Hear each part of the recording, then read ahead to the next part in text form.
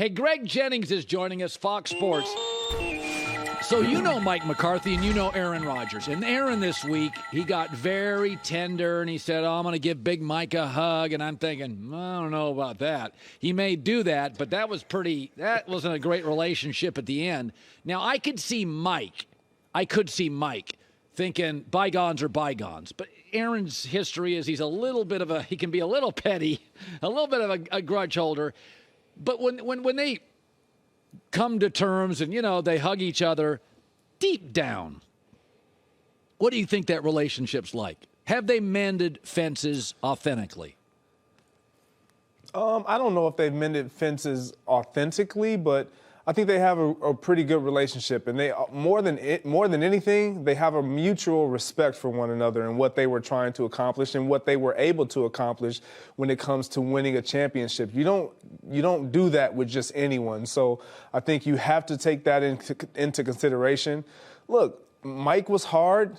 Aaron was hard. When you are trying to win each year and you have a competitive product that you put on the field every single year, and the expectation is that there's going to be friction within organizations, within companies, within brands. Like, that's just what it is. Within families, there's going to be friction when the success and the standard is set so high. There was an article today. Aaron's going to turn 39 here pretty quick, and they have to figure out, because free agents don't go to Green Bay much, so can Jordan Love play? And if he can, use him as a trade piece, get a third or a fourth rounder. There are those suggesting if they lose to Dallas and Tennessee, it's not the worst thing in the world to go to Aaron and say, we don't want you hurt. See, you tell me. I actually think Aaron would be like, hey, it's a lost year. Why take 30 more shots? Let's sit it out, see if he can play. I don't think Aaron would be offended by it. Am I wrong? I don't think he'd be offended by it. I think you try to save face when you're talking about your fan base, because this is not a team that we ever expect to tank. I wouldn't say that this is why they would do it, just to tank. That's not what they're about. But you hit the nail on the head. When I talked about it even this morning, like, if they lose 2 out of these next 3 games, and they have a 3-game gauntlet with the Dallas Cowboys, the Tennessee Titans, and then the Philadelphia Eagles on the road, like, you lose 2 of those 3, I believe you start Jordan Love. If you lose all those 3, yes, you might as well just insert them. That's right. Because for me, the season is a loss. You have to find and identify whether or not Jordan Love can play, not so much for yourself, but exactly the reasons you mentioned, so that other teams can see this guy might be a valuable piece. We can get something from him if you're the Green Bay Packers. Right. But the only way that happens is if you allow teams to see him play meaningful minutes and meaningful games. Let me ask you about, I liked Minnesota before the season. I don't think it was a terribly hard prediction because they lost so many close games, and my takeaway was they bring in Zadarius Smith. They've always drafted pretty well. They're bringing an offensive coach. Kirk Cousins will feel more supported. And I said, they're going to win some of these close games. They're not going to keep losing them, and I think they're going to be a 12-13 win team. But right now they're 7-1. They never blow anybody out. Everything's close. Outplayed by the Commanders for 2.5, 3 quarters. Are they a good team? What do you see with Minnesota? What is the truth about that franchise and that team right now? The truth is that they are a good team. And in the NFC right now, with the way this conference is, they're a really good team.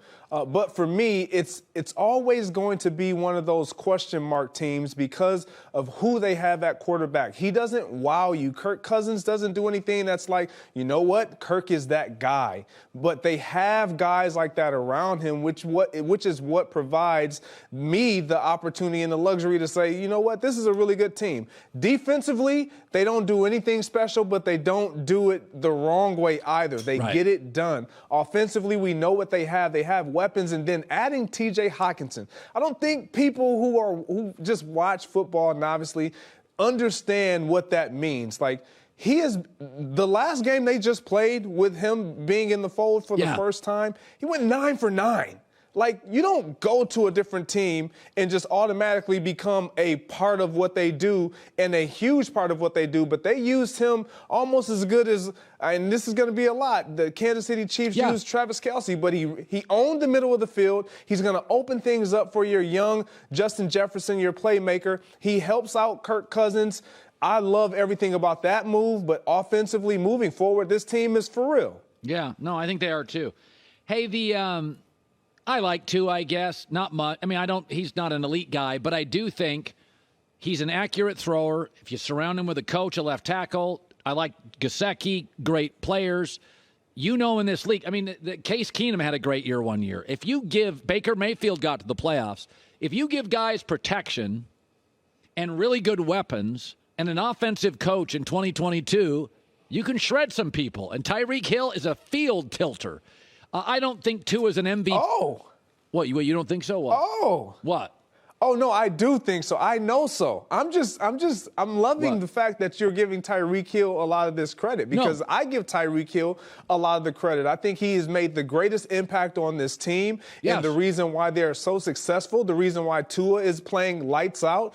I love everything that Tyreek has done as a wide receiver. Let me put it in the words of the great Colin Cowherd.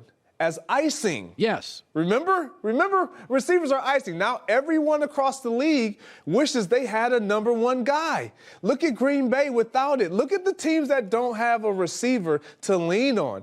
It means something to be icing, Mr. Hurd. Well, now, in fairness, J-Mac, you weren't around for these years, so this was my take, is that sports change, right? When I was a kid, there was a baseball player named, way before your time, like Dave Kingman, and all he could do was strike out and hit homers. And Dave Kingman, in today's baseball, because of analytics, would be incredibly valuable.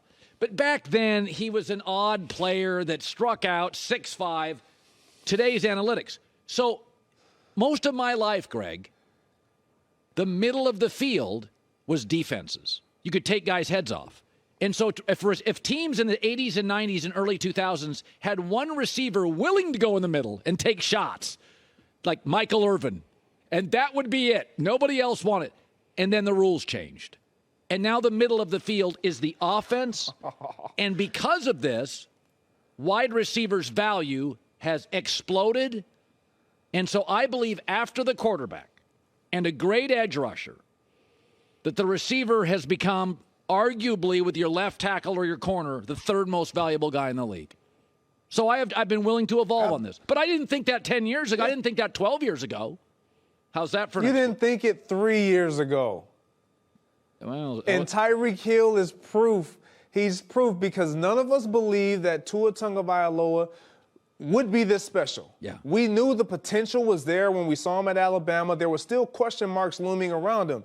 But you insert and to add, we thought that Tyreek Hill was a little cuckoo or crazy this offseason when he was comparing Tua to Patrick Mahomes. Right. But it all comes out, and he's being so impacted by the performance that he has around him with Jalen Waddle, Tyreek Hill, and others that he is right. Tyreek Hill has been the game changer. He's an MVP for that team. Yeah. And in my opinion, he's an MVP candidate. Well, hey, listen, even when you guys were icing, I still love icing. I'm not going to eat a can of it, but I always liked icing.